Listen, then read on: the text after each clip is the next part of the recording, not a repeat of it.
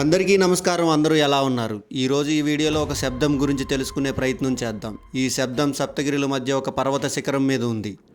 ఆ శబ్దం రావడానికి ఒక పరికరంగా కట్టబడిందే శ్రీశైలం డ్యామ్.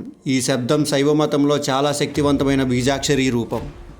మరో కొత్త వీడియోతో మరో కొత్త కాన్సెప్ట్తో మళ్ళీ నేను మీ ముందుకు వచ్చేసాను. Welcome to our channel. Nallamala అడవుల మధ్య ప్రకృతి ఒడిలో దాగి ఉన్న ఒక శక్తివంతమైన స్థలమే ఈ శ్రీశైలం డ్యామ్. ఇది ఆలయం కాదు, కానీ ఒక శబ్ద రూపంలో ఆధ్యాత్మికత అనుభూతిని కలిగించే ప్రదేశం.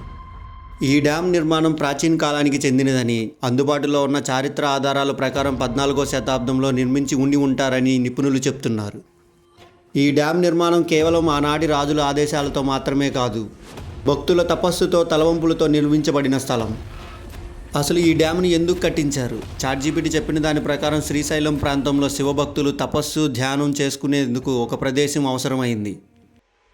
అలాంటి ఒక స్థలం శబ్దం, ధ్వని మరియు ప్రకృతి మధ్య తలములకలైన స్థలం కావాలనే ఆశయంతో కట్టించినదే ఈ శబ్ద ధ్వని మండపం శ్రీశైలం డ్యామ్. ఈ డ్యామ్ కట్టడం వెనక ఆనాటి రాజులు లేక ఆనాటి ప్రజలు, భక్తుల ఆశయం ఏదైనా అయి ఉండవచ్చు. కానీ అది ఈనాడు ఈ డ్యామ్ మన 2 తెలుగు రాష్ట్రాల కొన్ని వేల కోట్ల పంట పొలాలకు నీటిని అందిస్తుంది. వాటితో పాటుగా కాలుష్యరహిత జల విద్యుత్తు కూడా అందిస్తుంది. ఇంత పెద్ద డ్యాముని కట్టడానికి బండరాలను చెక్కి, గుంటను భూమి లోపలికి తవ్వి చిన్న మార్గాల ద్వారా లోపలికి వెళ్ళేలా చేశారు.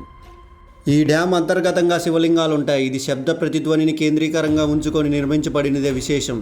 ఇందులో మాట్లాడిన ప్రతి శబ్దం ధామ్ అనే శబ్దంతో మారుమోగుతుంది.